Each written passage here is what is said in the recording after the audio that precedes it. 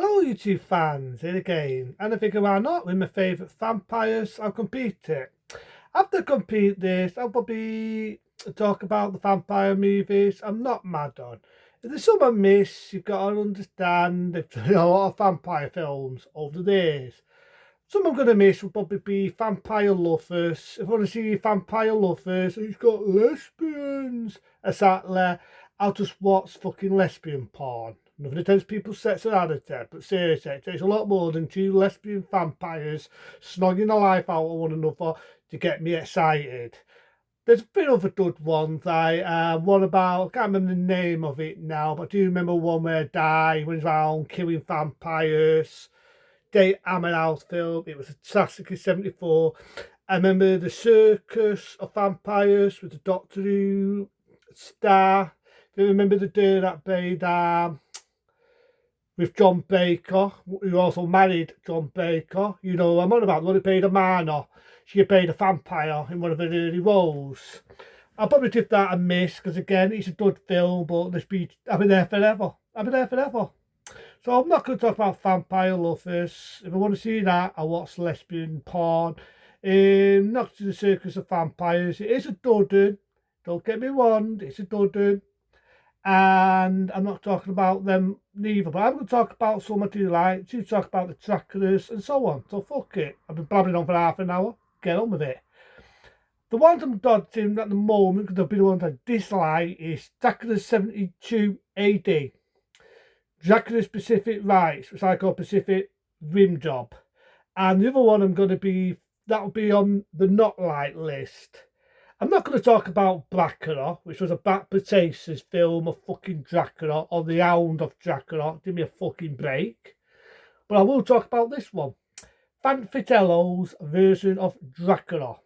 Now, after Christopher Lee, we went through the golden fucking martial art Dracula film. I'm going to talk about that. It's a joke. I'm not going to talk about, but they've had all these silly ones like Dracula and so on. And they want to make it faithful. So Fanfitello got the role of Dracula. They want to make it a bit more faithful to the 1931 version, as well as the book. And I've got to admit, Fanfitello really does do a good Dracula. This is how I felt Christopher Lee should have played Dracula. Nobody says Christopher Lee. If Christopher Lee was here now, he would agree with me. That because even he didn't like the way they made his Dracula role. He's charming, he's good looking, he fools women, he's a lover, as it says in the trailer. And the fact that he turns into a wolf, he turns into a bat. I mean, the bat effect now looks a bit shit. But when you look at films like Fright Night, the original one, the classic, or Fright Night Part 2, you see what I mean. But I love the idea he has no affection in the mirror. My only issue is the director wanted it like the 30s one, he wanted it in black and white, because originally the film was in colour. So he kind of makes it this black and white feel.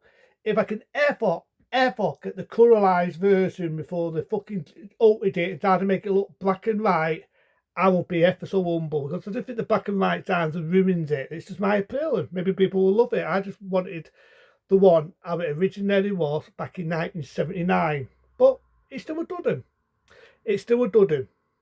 So now we get to my favourite Dracula, Ben Stoker's Dracula, the one from 1992, where Gary Oldman played Dracula. To me, he's scary, it's frightening, it's more of an horror version. I love the fact they make the tassel look exactly like it was in 1931. Cheaper, even more cheaper. I'd sooner have had Gary Oldman make him charming and sophisticated like the 79 one, but I can appreciate he's making it his fucking own. I love the fact that they used the Dracula from the myth book. If you never know the history of the real Dracula, you know exactly what I mean. It's a love story, it's horror, it has everything. To me, right, that's why I was not mad at Nosferatu, the 2024 one, the one we watching now on the theatre, it's won so many awards. I'm not mad on it because to me, they've already done it. It was this is the film, and this was done better. Ben Stoker's Dracula was done better, even had more of a satisfying ending. So I like this. I like the bit where he turns into that wolf monster thing. He's mounting that woman. I like the bit with the rats attacking people. He can change his form. I like Anthony Hopkins as Van Helsing. You've got to, if Peter Tussin is sadly no longer with us, and we want a good Van Helsing, go for Anthony Hopkins any day of the week. Anthony Hopkins, Stu Page to me, is one of the best out of the vampire killer. I was had him, Van Helsing. He's one of the best out of the Van Helsings. So yeah, I like this one. It's a good one. And I remember seeing this one in the pictures, what I'm going to talk about now. 1994, Interval with a Vampire. You want to see a vampire movie with good actors, a good story, goes for the era of time, good everything, a good moody atmosphere, go for the Interview with a Vampire. You got Tom Cruise at his best, you've got Brad Pitt at his best, both fucking damn good actors. Everyone in that, there's no fault in any of the acting. Every actor in me is top notch. I saw it, I repeat what I said, I saw it on the big stream when it first came out on cinema, and I still love it today. Interview with a Vampire, I dilute it. One of my favourites. Why not? Now I'm going to talk about this one. Why not? Why not? The vampire movies, when you got to, let's say, the 80s and even the late 70s, I've gone off them. I mean, you only had a few golden ones. Well, actually, no, I'll talk about this one first. Love at First Bite. Yes, it's a comedy of Dracula. And it's more of a comedy. But I actually like that one. I thought it was funny, it was hilarious, it was a roots. Love at First Bite. Now we're going to get to the one I was going to say. The 70s, like I say, you had Love at First Bite. It was a comedy version of Dracula with Fencefield. You had Frank Fitzgerald Dracula. But then after that, to me, vampires went shit. They were garbage. Because at the end of the day, it was just porn. It was excuse for sewing tits and nudity. Didn't really interest me because some of the old formula went. But then when we got to 1985, thank you, Fight Night. I love Fight Night. I love the fact that I love the head vampire in it. Again, this is how I wanted Dracula to be. Smooth, he was good looking. I like the story of Amy. There's a bit of a background story. He thinks it was the love of his life. I like Tiny Brewster in it. I like Peter Vincent in it. I like the idea that Peter Vincent is just an actor. He's a soul presenter. He's not a vampire killer. He's just an actor playing that role. And to me, it's like this is a remake done the right way. Now people think, what the fuck's it mean a remake? It's its own film. It's a remake because when you think of Rear Window, this is what would happen if Rear Window, the classic film by Alfred Hitchcock, what would happen if the killer, the murderer, was a vampire and the young lad called Charlie Brewster finds out that his neighbour is a vampire. He knows it. I love that. I love the effects in it. I love the fact it brings back the old feel to it, a stake through the art, sunlight, change the form to a bat, no effects in they bring back the old venomies of what I love about vampire films, even the coffin. I do like the little touch, so this is one touch I do like, where they use the toss, doesn't do fuck all unless you've got faith. I like that feel. I like that. So, yeah, Fight Night. It's a good one. My other favourite would be Fight Night Part 2. That, to me, is an unestimated sequel. And when I first saw it, I had different eyes. I thought, nah, it's alright, nah. But over the years, it's growing on me because I like the fact that every vampire has a different character. I like the one that eats bugs, which is a bit like Fencefield, a bit like a Bill Arney one, which is funny enough.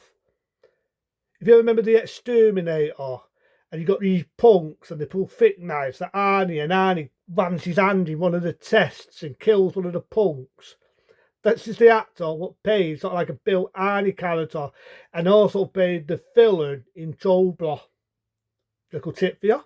So I like the idea he was eating bugs. I like to bring back Peter Vincent and Charlie Brewster. The actress that played Amy couldn't do it. She was doing Married with Kids, so they bought a new girl, a new love interest. Yeah, I like the effects. I like the fact it's practical. I would miss them golden days of practical effects. I like it. I think it was a damn unestimated sequel. I would have loved to have seen a third one. Sad to say, never got to be. They've got that fucking horrible remake. You don't know that's not going to be one of my favourite vampire films. But Fight Night, again, it still had that old feel. It still had that doth feel to it, that Universal, Monster, Hammer House, whatever. Still had it. So it was a good one. And go on then. No favourite vampire movie will not be competed without this one. The Lost Boys. I love The Lost Boys. You want to see a vampire movie and people say, oh, you just like it for the stake in the art and the sunlight and all this. You don't like change. I see. This is one I will say, yeah, this is change. What's going on, man? I like the fact that they don't have the coffins. Makes a difference. See, sometimes the difference. Sometimes I don't moan. When I moan over Queens of Evil, by the fucking walking in the sun. The studio used to sunlight. The studio used to stake. I don't remember them using the toss. If it could be right, it could be one on the toss bit. But I do like the fact that they're attacking people. He's got a long time for Sonafern. I think he's brilliant as a vampire. Doesn't fuck about. The Lost Boys, it's a dud, and even like the song, some sang by the Doors. When you're the stains, when you're never, when you're late, when you stains. I love that. I like the fact they fly in the air. There's the bit where they do raw, but it's like every 2 minutes. Looks stupid, looks a fucking joke. This, I dilute it. Fuck it. So that's one I will like, The Lost Boys. Come out the same there, Near Dawn. I love Near Dawn, which is funny enough. You got the guys from Aliens, you got Bill Paxton, you got other 2 date actors in it. Finger licking Toad. How I miss Bill Paxton. How I miss him. Bullseye. This is the Bill Paxton I love. You can see he's having a ball doing the film. Again, vampire movie, different, just so you don't always look at the old Renabix. There's 2 biting people. They've got a young lad. I do love the way he turns human in it, where he uses blood to turn him human. And I also love the way he do that at the end with the dough. Yeah, it's a slow burn, but yeah, Near Dawn's a dud. 2 more before I end it. Why not? Why not? John Carpenter's Vampires. Again, no coffins, no holy water. You got date actors. You've got James Woods as a vampire killer. They're hunting, they're killing vampires, they use the sunlight. That one, I love. It just fuck around, had blood, had door. Why not? And my last one would be From Dusk to Dawn. I love Dusk to Dawn. This is one where I would say I like George Tuna. It's a slow burn. You think it's going to be these people in a nightclub, but then you change into an actor, turns into an horror film. I love the vampires when they're attacking people. I love everything about Dusk to Dawn. So they're a bit of them out of my favourites. There's probably other ones I like, but they're all my favourites from the favourite vampire films. And the next ones I'm going to do be the ones I'm not keen on, never liked, and I'll give me reason why. But into them.